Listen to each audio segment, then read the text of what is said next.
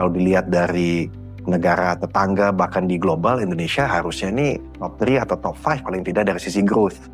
Tapi dari sisi stabilitas saya rasa mungkin bisa top 2.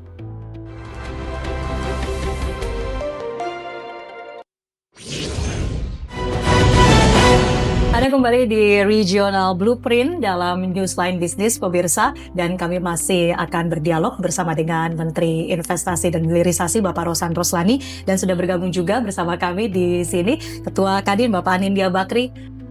Ini suatu kesempatan emas ya, dan kita dari dunia usaha berterima kasih kepada pemerintah karena konsep Indonesia Incorporated ini terlihat sekali.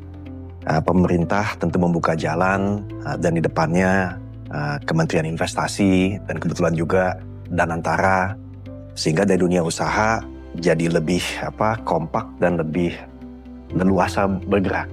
Indonesia itu bisa dibilang juaranya untuk kerjasama global. Misalnya kita bicara dengan Comprehensive Economic Partnership yang ada dengan EU, dengan Kanada dan lain-lain. Dan juga Indonesia ini stabil. Stabilnya itu bisa dilihat dari sisi pertumbuhannya 5% lebih, inflasinya terjaga, lalu jumlah hutangnya juga stabil, dan selain FDI juga pasar modal juga naik dari waktu ke waktu. Nah, ini kita akan sampaikan apa adanya bahwa Indonesia adalah tempat yang baik untuk berusaha, berinvestasi dan berdagang.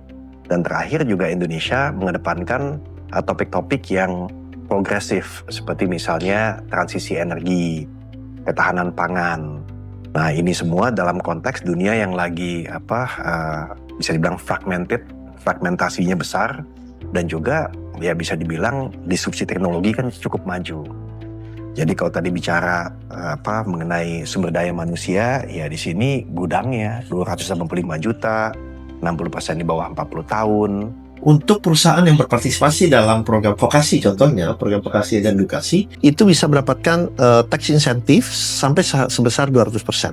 Dan itu kita memberikan beberapa insentif lain yang diberikan kepada para investor dalam maupun luar negeri yang ingin berinvestasi di Indonesia. Nah, itu pun pemerintah Indonesia memberikan insentif sampai 300% apabila ada research and development yang dilakukan oleh perusahaan dalam maupun luar negeri yang apabila itu dilakukan di Indonesia. Walaupun kita ingin menginginkan investasi itu masuk ke Indonesia karena itu akan meningkatkan perekonomian, tapi kita juga sangat mementingkan investasi yang berkelanjutan dan berkesinambungan. Terima kasih Pak Rosan Roslani, Menteri Investasi dan Hilirisasi, Kepala BKPM dan CEO Danantara, sekaligus Pak Anindya Bakri selaku Ketua Kadin sudah bergabung.